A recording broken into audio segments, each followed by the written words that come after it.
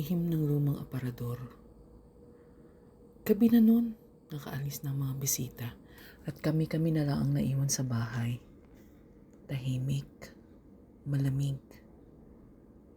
Dahil hindi ako mapakali, naisip kong silipin ang lumang aparador ni Lola sa kanyang kwarto.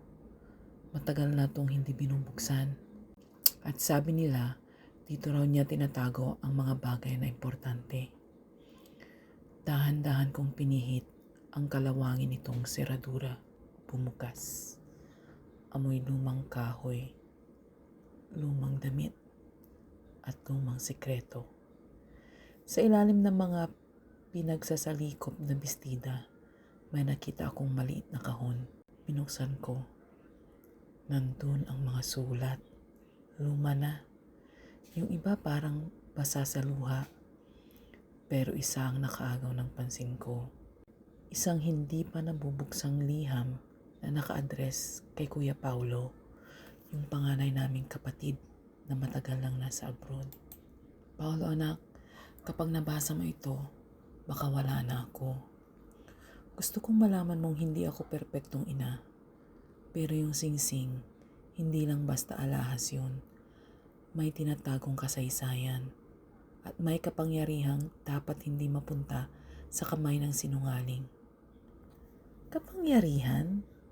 Totoo bang anting-anting nga yun? Bumukas ang pinto. Napalingon ako. Si Ate Min. Anong ginagawa mo rito? Tanong niya. Nanlilisik ang mata. Hinahanap ko lang yung singsing. Alam mong mahalaga yun kay Lola. Tahimik siya.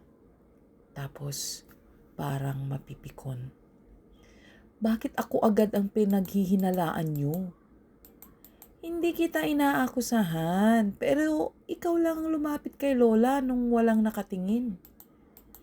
Bigla siyang lumapit at hinila ang liham mula sa kamay ko. At bago siya umalis ng kwarto, binulong niya. Hindi mo alam lahat ng kwento. Hindi mo alam kung sino si Lola. Sa totoo lang. Anong ibig sabihin ni Ate Min? At anong kapangyarihan ang tinutukoy ni Lola sa liham?